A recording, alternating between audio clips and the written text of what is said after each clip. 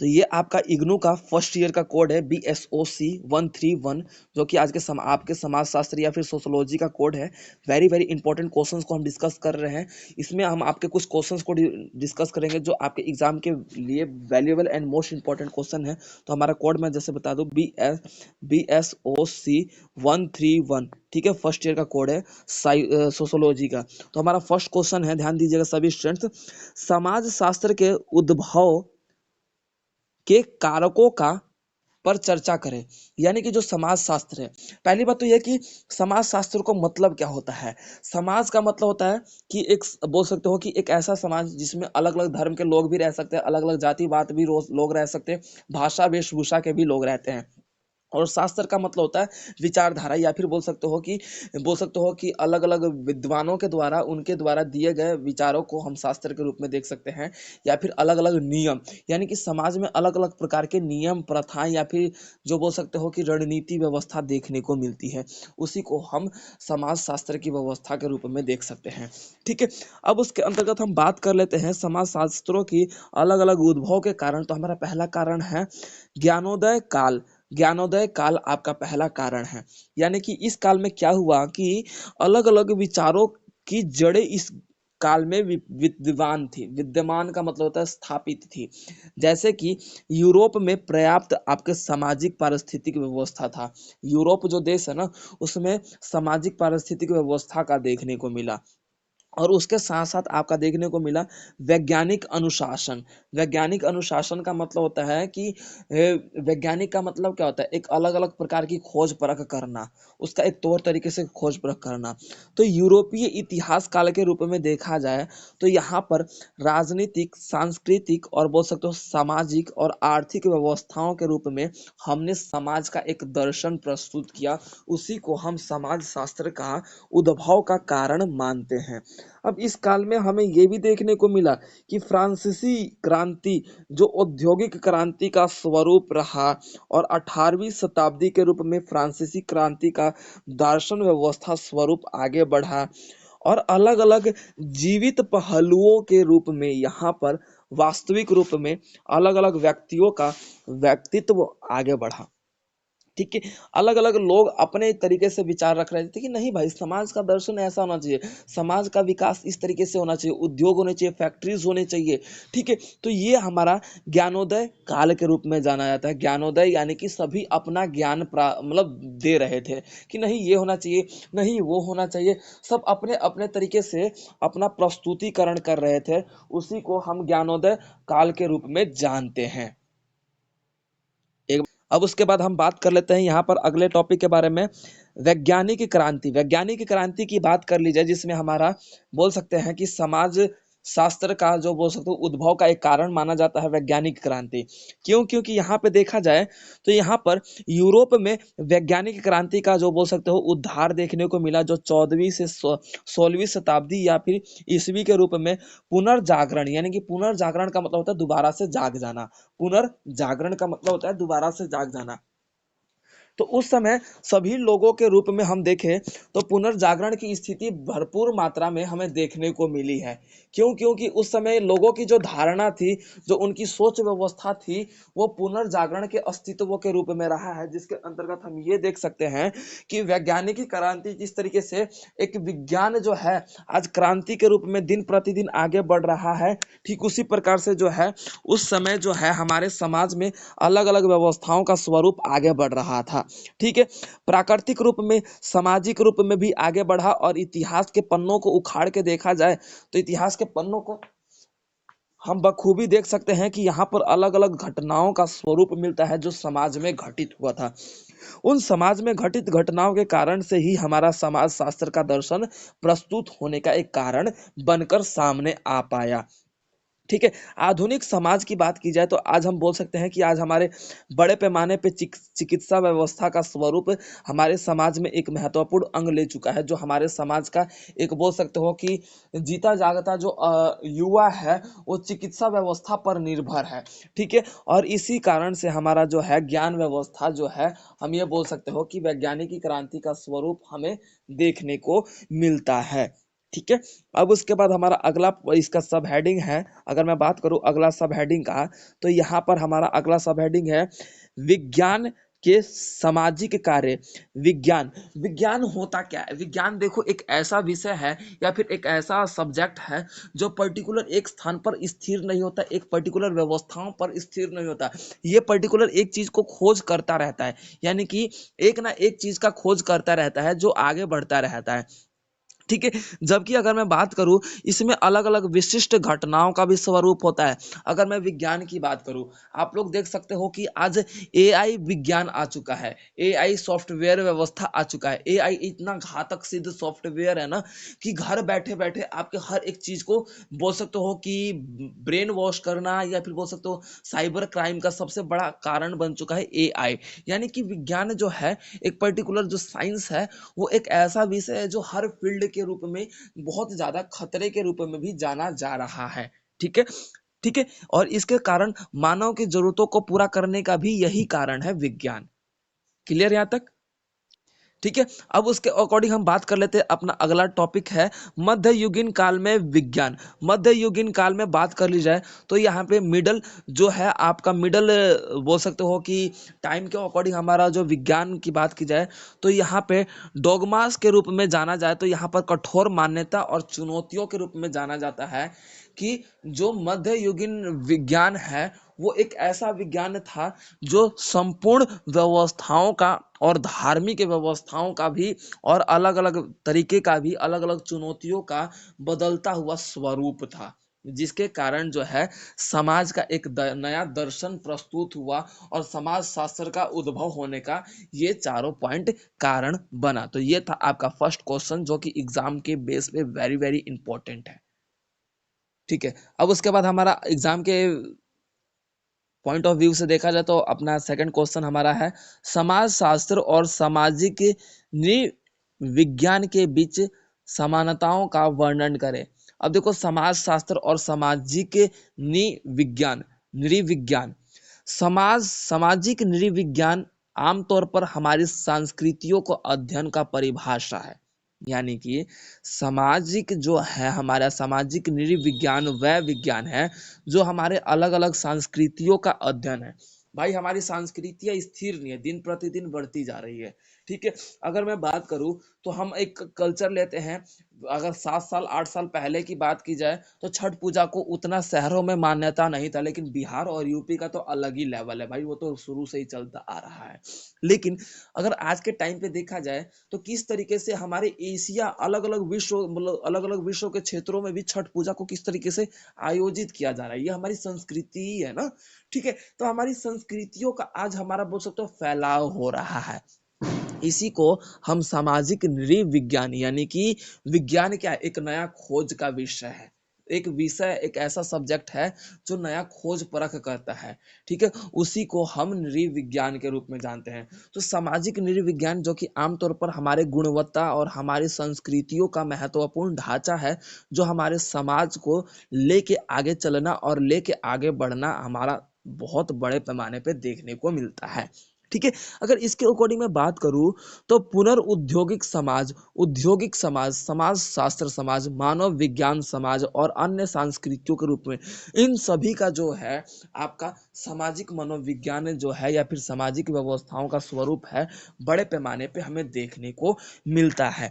हालांकि अगर हम बात करें तो हमारे अलग अलग क्षेत्रों में अलग अलग समाज का एक दर्शन प्रस्तुत करने को मिलता है, जो हमारे सामाजिक भाषा और सामाजिक वेशभूषा को महत्वपूर्ण दर्जा देने का प्रयास करता है। ठीक है।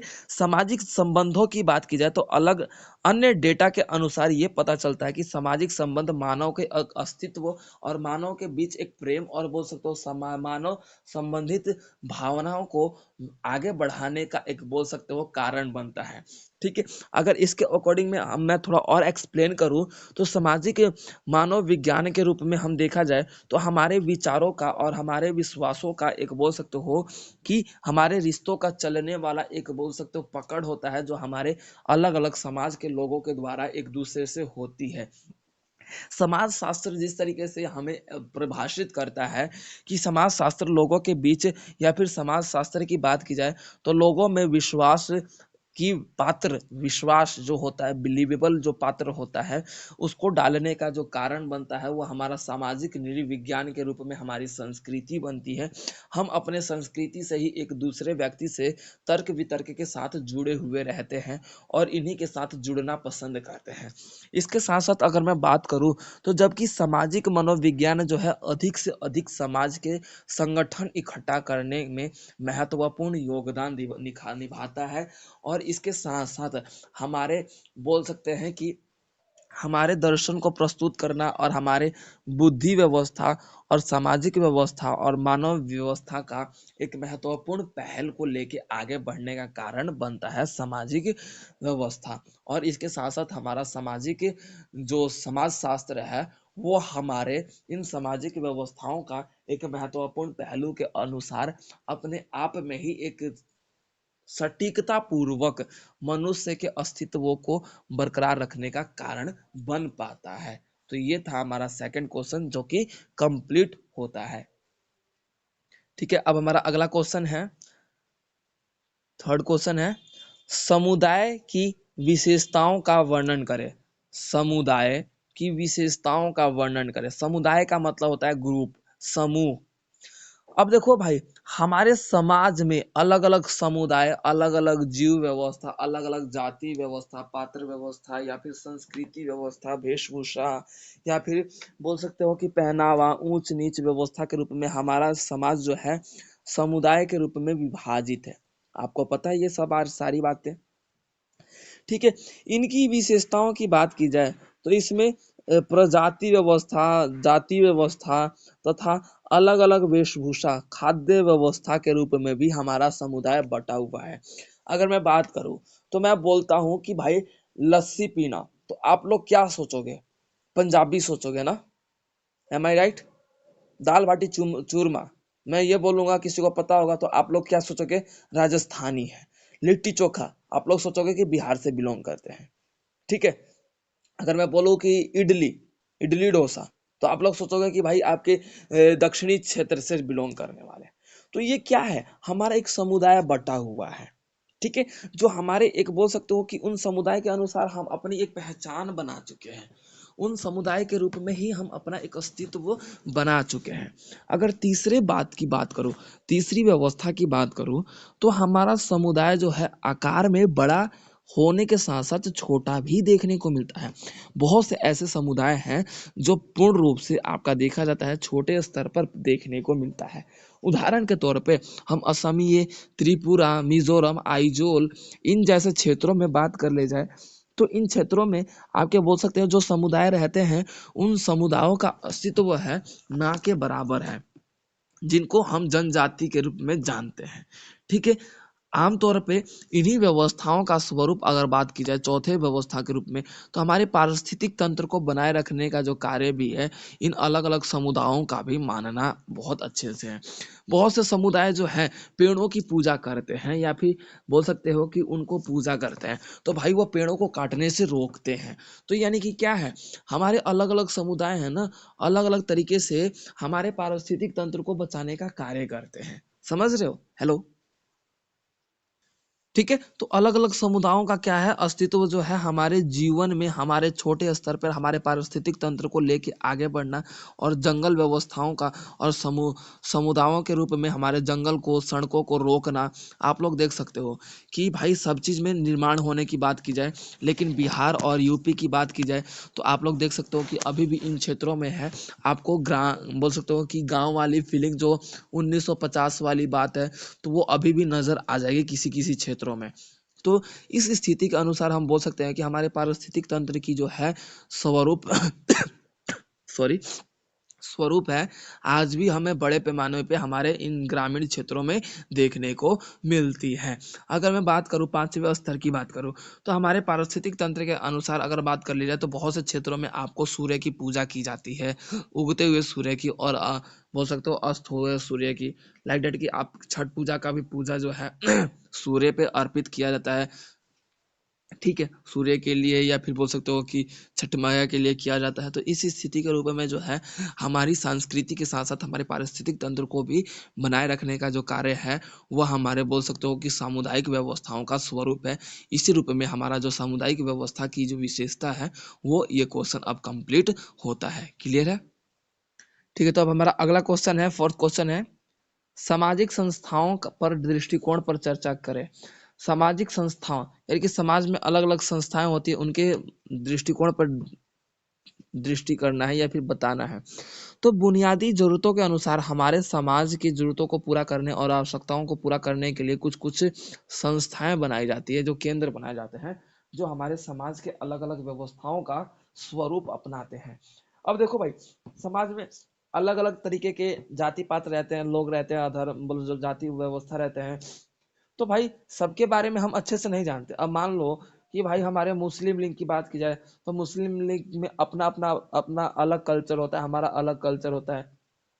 तो मुस्लिम लीग की बात की जाए तो एक आधा को छोड़ के हमारे कल्चर के बारे में वो डीप में नहीं जानते कि हमारे भगवान कैसे, उनका क्या उस अस्तित्व है, उनकी कहानी किस तरीके से जुड़ी हुई है। और मुस्लिम लीग से भी हम नहीं जानते, एक आधा को छोड़ के। तो क्या है कि हमारे सामाजिक संस्थाओं का स्वरूप देखने को मिलता है, चाहे किसी भी रूप में, लेकिन हमारे समाज में रहने वाले प्रत्येक नागरिक के रूप में जो है अलग अलग संस्थाएं बनाई जाती है उनकी आवश्यकता के अनुसार और तो उनकी व्यवस्थाओं के स्वरूप में। ठीक है, और ये संस्थाएं हैं हमारे समाज को चलाने का कार्य करती हैं। समझ में आ रहा है मैं क्या कह रहा हूँ? ये संस्थाएं जो हैं हमारे समाज के दर्शन व्यवस्था को चलाने का कार्य करती हैं। तो इसमें आपका पहला पॉइंट आ जाता है। अगर मैं बात करूं तो पहला पॉइंट है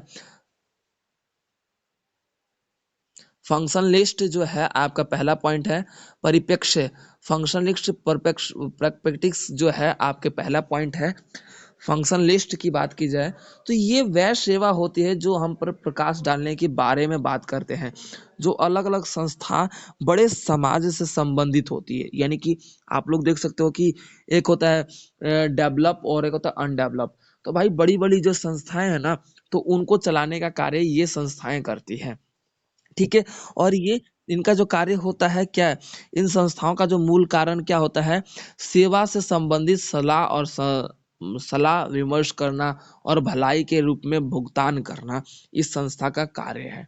ठीक है, अब उसके बाद हमारा सेकंड पॉइंट आ जाता है संघर्षपूर्ण परिप्रेक्ष्य। संघर्षपूर्ण यानी कि बोल सकते हो कि संघर्ष करना, यानी कि लाइक डेट के हम बोलते हैं ना कि स्ट्रगल, स्ट्रगल। ठीक है, तो ये वह संस्था होती है, वह दृष्टिकोण होती है जो समाज में एक संघर्ष करने की व्यवस्था को आगे बढ़ाने का प्रयत्न किया जाता है।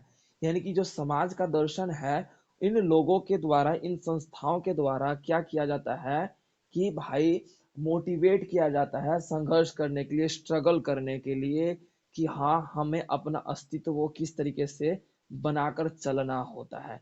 तो इसी व्यवस्था को ध्यान में रखते हुए हम अपने आप में ही अपनी इन संस्थाओं के रूप में अपने आप का वृद्धि और विकास करने में सक्षम हो पाते हैं। इन संस्थाओं का यही एक मोटिव होता है। अगर मैं और तरीके से अच्छे से बात कर लूँ तो इन संस्थाओं के बाद आपका अगला टॉपिक आ जाता है, अगला सब हेडिंग आ जाता है निष्क्रियतावादी। निष्क्रियतावादी का मतलब होता है कि भाई हम हर चीज कर ले, यानी कि हर एक व्यवस्थाओं को अपना ले, लेकिन जब हम अपने रोजमर्रा के जीवन में अलग अलग दृष्टिकोण के रूप में, अलग अलग संस्थाओं के रूप में अगर हम बातचीत ना करें, हमारे व्यवहारों में हमारे सुविधा ना प्रदान हो, हमारे व्यवहार है एक दूसरे से जुड़े हुए ना हो, तो उस अवस्था के रूप में जो है हम अपना विकास बेहतर तरीके से नहीं कर पाते। या फिर जो हमारे बोल सकते हो कि दृष्टिकोण है, वो हमारा एक बोल सकते हो कि एक दूसरे के रूप में तर्क संगत नहीं हो पाता। इसी कारण से वो निष्क्रिय हो जाता है, यानी कि फेल हो जाता है। तो इसी व्यवस्था को ध्यान में रखते हुए हमारे अलग अलग सामाजिक संस्थाएं का निर्माण किया जाता है, ताकि हमारे समाज में रह रहे प्रत्येक नागरिक जो है अपने इन संस्थाओं के माध्यम से स्वयं तथा समाज का विकास कर सके। क्लियर है?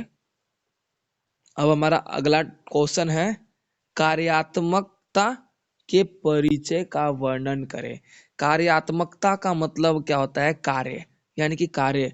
और देखो इस शब्द का प्रयोग सबसे पहले आप बोल सकते हो दुर्खिम फंक्शन लिस्ट नहीं नहीं के रूप में देखा जाता है। कि अगर बात कर ली जाए तो यहाँ पे मानव विज्ञानी की अवस्था में NAR रेडिले फ्रोबन के रूप से यहाँ पे यूज किया जाता है। 1881 से लेके 1985 के रूप में इनके द्वारा यूज किया जाता है। कि कार्यात्मकता का परिचय की बात की जाए तो देखो हम कार्यात्मकता का परिचय की बात की जाए तो इस शब्द का जो हालांकि हम अपने जीवन में देख सकते हैं। यानी कि एक छोटा सा छोटा नागरिक भी हो, एक छोटा सा छोटा प्राणी भी है, वो किसी भी ना किसी तरीके का कार्य कर रहा है। फॉर एग्जाम्पल स्टूडेंट क्या कर रहा है? पढ़ने का कार्य कर रहा है। फॉर एग्जाम्पल कोई एक बोल सकते हो कि आपके पेरेंट्स क्या काम कर रहे हैं भाई? अपने बच्चों का पालन पोषण करने के लिए, अपने परिवार को चलाने के लिए क्या कर रहे हैं? वो कार्य कर रहे हैं। तो सभी व्यक्तियों का अपना अपना खुद का एक अस्तित्व का रूप में जो है कार्य हम देख सकते हैं आसानी से। तो इसी व्यवस्था को हम कार्यात्मकता की स्थिति के रूप में जानते हैं। अगर मैं बात करूं 20वीं शताब्दी के रूप में जो शुरुआती कार्यात्मकता रही है वो विकासवादी रहा है। यानी कि 20वीं शताब्दी का स्वरूप रहा है ना, तो वो सबसे बड़ा कार्य क्या है भाई? विकास करना था। सबसे बड़ा कार्य क्या था 20वीं शताब्दी में? विकास को बढ़ावा देना या फिर विकास करना उसका सबसे बड़ा कारण माना जाता है। ठीक है, अब इस स्थिति के रूप में अगर मैं बात करूं तो विकास के साथ साथ हमें यह भी देखने को मिलता है कि इस अवस्था के रूप में या फिर इस स्थिति के रूप में जो हमारी स्थितियां पैदा हुई हैं उस अवस्था के रूप में हमारे हर एक नागरिक के रूप में पहले क्या किए जाते थे 20वीं शताब्दी के रूप में? भाई हमारा उनका टारगेट क्या था भाई? अपने आप में जो बोल सकते हो कि विकास की स्थिति को बढ़ावा देना, या फिर बोल सकते हो कि देश में प्रगति करना, ये सब चीज हमारा जो है विकास की स्थितियों में एक महत्वपूर्ण पहलू बनते हुए नजर आता है। अगर इसी अवस्था के रूप में हम और बात करें तो हमारा आमतौर पर हमारे समाज जो है 1960 से लेके 1970 के दशक की बात की जाए तो शुरुआती बोलबाला के रूप में देखा जाता है कि हमारे जो अस्तित्व रहे हैं, हमारे शुरुआती बोलबाला के रूप में रहे हैं, उन शुरुआती बोलबाला के रूप में जो मनुष्य अपने इंगित अवस्था के रूप में आगे बढ़ा है। यानी कि जो मनुष्य है वो क्या है? अपने अनुसार आगे बढ़ा है अपने कार्यों को करते हुए। ठीक है, उससे पहले अगर 150 सालों से पहले बात की जाए तो मनुष्य एक कार्य किया, क्या भाई? अपने देश को आजाद करने के लिए भी तो वो भी तो एक लाइक डेट की उल्लंघन करना, आंदोलन करना, वो भी तो एक कार्य था। तो कार्यात्मकता का मतलब यह है कि समय समय पर कार्यात्मकता शब्द का जो है दृष्टिकोण और परिभाषा परिवर्तनशील है। क्लियर है? अब हमारा अगला क्वेश्चन है समा समकालीन आर्थिक समाजशास्त्र पर एक नोट लिखिए। हाल ही में अगर मैं बात करूं तो 1980 के बाद आर्थिक समाजशास्त्र का जो है उल्लेख बड़े पैमाने पे देखने को मिला। क्यों? क्योंकि 1980 के बाद अर्थव्यवस्था के रूप में हर एक समाज और हर एक समाज का देश या फिर नागरिक जो है इसमें आगे बढ़ता नजर आया। हर एक नागरिक चाहता था कि अपने आप में विकास करके अपना अस्तित्व बनाए रखे। और 1980 के बाद जो है अलग अलग देशों ने अपना विकास यहाँ पे शुरू कर दिया। मार्क बोला जाए तो एक यहाँ पे मार्क ग्रानोवेटर के रूप में जाना जाए, ये विद्वान है। ठीक है, तो उसके योगदान से क्या है कि ठोस समाज का ऐसा निर्माण किया जाए जिसमें आपका बोल सकते हो कि वो हमारे समाज में अर्थव्यवस्था को लेके और समाज के हर एक दर्शन को लेके अपना अस्तित्व हर एक देश धीरे धीरे आगे बढ़ने लगे। ठीक है, अगर सामाजिक आर्थिक समाजशास्त्र की बात की जाए तो इस काल के दौरान यानी कि 1980 के बाद से जो ये टाइम पीरियड रहा है जो कि अब 2023 चलता आ रहा है, ये भी अब समाप्त होने वाला है। तो अब तक का जो टाइम पीरियड रहा है ना, तो सभी देशों का एक मोटिव क्या है कि अपने देश का महत्वपूर्ण रूप से अर्थव्यवस्था में मजबूती लाना, समाज में अर्थव्यवस्था की स्थापना करना ही इनका एकमात्र लक्ष्य बन चुका है। ठीक है।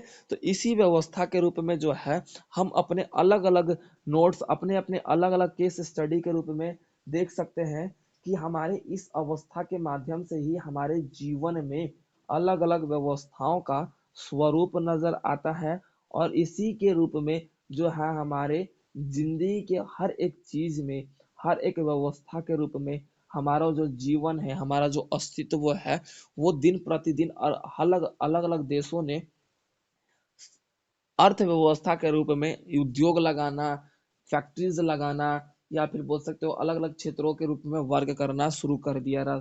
संसाधनों का उपयोग करना, संसाधनों की खोज करना, ठीक है।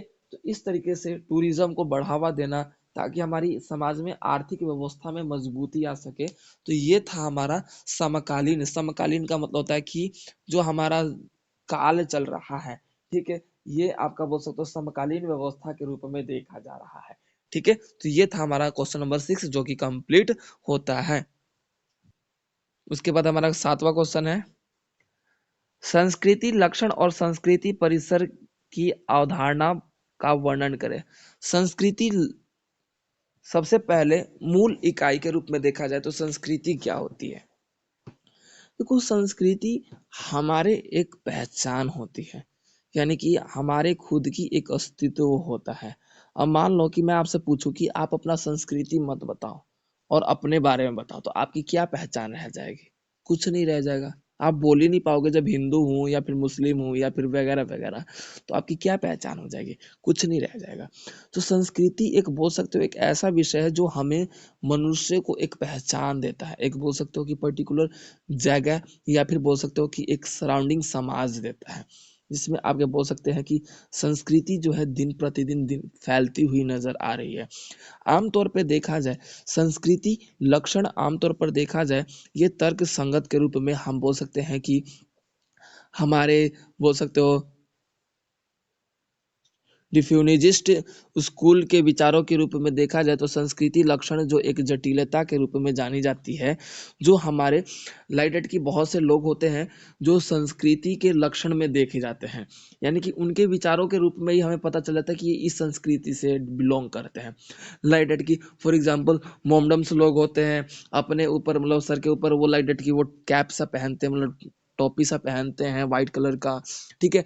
या फिर हिंदू लोग होते हैं तो आपके बोल सकते हो टीका करके चलते हैं, राधे श्री राधे वगैरह वगैरह, या फिर बोल सकते हो कि चंदन लगा के चलते हैं, ठीक है, चंदन का टीका करके चलते हैं। तो ये क्या है? ये संस्कृति के लक्षण है, ठीक है। हमारे संस्कृति का एक बोल सकते हो हम देख के वास्तविक रूप में हम अपने संस्कृति को बेहतर तरीके से समझ पाते हैं। अब उसके बाद हमारा संस्कृति का परिसर का मतलब होता है कि संस्कृति जो हमारे दिन प्रतिदिन अलग अलग क्षेत्रों में फैल रही है। परिसर का मतलब होता है फैलाव, यानी कहाँ पे वो स्टे कर रहा है, ठीक है। तो हमारे संस्कृति जो है अलग अलग व्यवसाय, अलग अलग फील्ड तथा अलग अलग यूनिवर्सिटी, स्कूल्स, कॉलेजेस वगैरह सभी जगहों पर फैल रहा है। ब्रिटिश के अनुसार भी देखा जाए, ब्रिटिश कंपनियों के अनुसार, अंग्रेजी कंपनियों के अनुसार भी देखा जाए तो हमारे संस्कृति के फैलाव को ही देखते हुए उन्होंने खत्म करने का प्रयास किया था, लेकिन वो असफल रहा।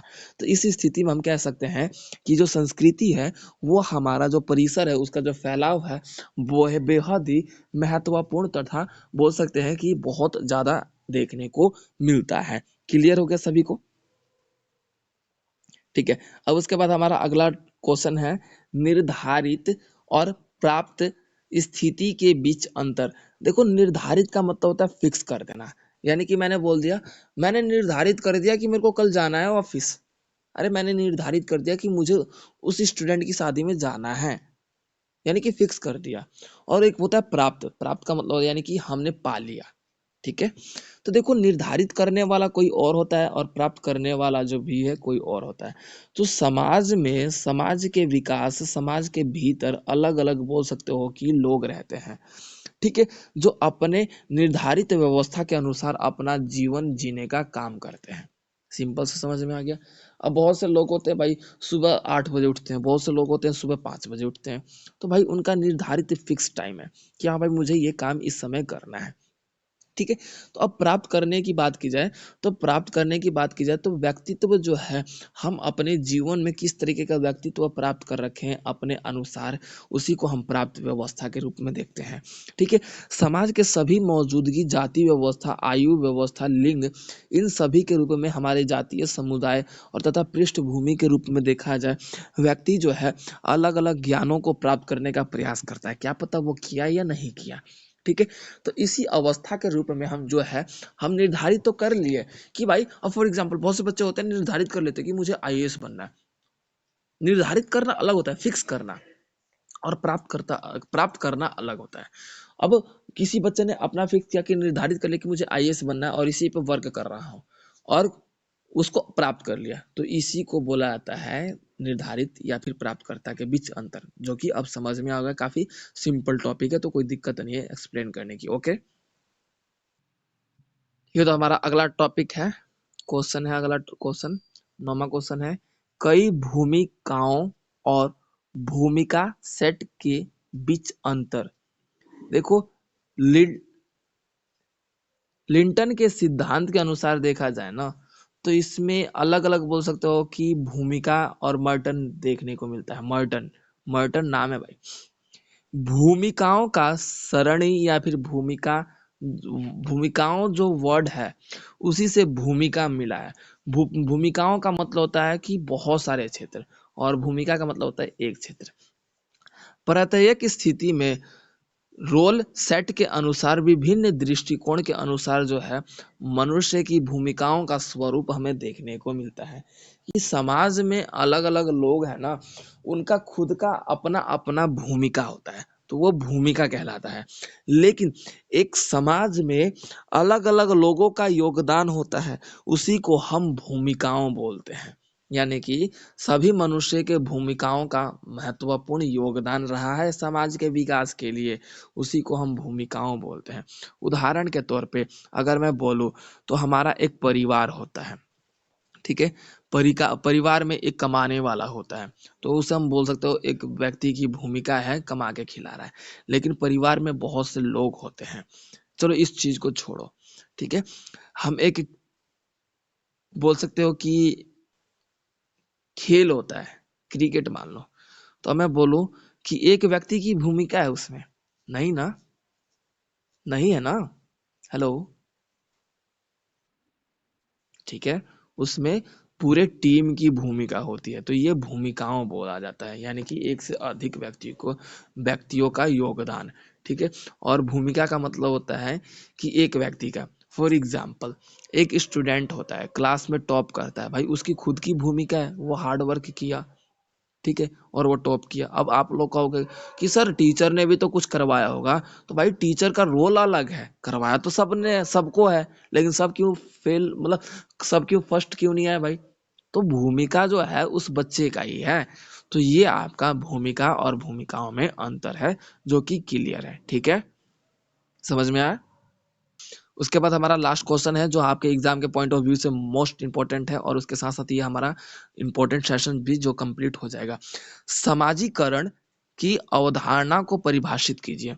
समाजीकरण, समाजीकरण का मतलब क्या है? समाज में रह रहे प्रत्येक व्यक्ति या फिर प्रत्येक नागरिक का विकास हो।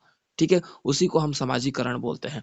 इसमें ना केवल व्यवहार, ना केवल संस्कृति, ना केवल समाज की भूमिका, ना केवल बोल सकते हो प्राकृतिक व्यवस्था, इन सभी व्यवस्थाओं के रूप में सभी तौर तरीके के अनुसार जो है मनुष्य का विकास हो, उसी को हम सामाजिकरण के रूप में बोलते हैं। जिसमें हम देखते हैं कि एक ऐसे समाज का निर्माण किया जाए जो जाति व्यवस्था, जाति पात से, ऊंच नीच से या फिर धर्म अधर्म से मुक्त हो, वो हमारा सामाजिकरण कहलाता है। यानी कि समाज में रह रहे प्रत्येक नागरिक को एक कर देना, या फिर सभी लोगों के अनुसार एक व्यवस्थित रूप में समाज को एकत्रित कर देने की प्रक्रिया को हम समाजीकरण बोलते हैं। यानी कि समाज में रह रहे अलग अलग जाति, अलग अलग धर्म, वेशभूषा के लोगों को हम एकता में बांट दे, या फिर सॉरी एकता में एकत्रित कर दे, या फिर इक्वालिटी कर दे, तो उसी को हम सामाजिकरण के रूप में देखते हैं। ठीक है, क्लियर हो गया। ठीक है, तो ये आपका क्वेश्चन है जो मोस्ट इंपॉर्टेंट एग्जाम के पॉइंट ऑफ व्यू से वेरी वेरी इंपॉर्टेंट है। आप इन्हीं को अच्छे से कर लीजिए। ये आपका जो कोड है अब ये कंप्लीट होता है BSOC 131, जो कि आपके समाजशास्त्र या फिर सोशोलॉजी पे डिपेंड था। तो इन्हीं क्वेश्चन को अच्छे से कर लीजिए, आपका एग्जाम बेस्ट मार्क्स से आ जाएगा। ठीक है।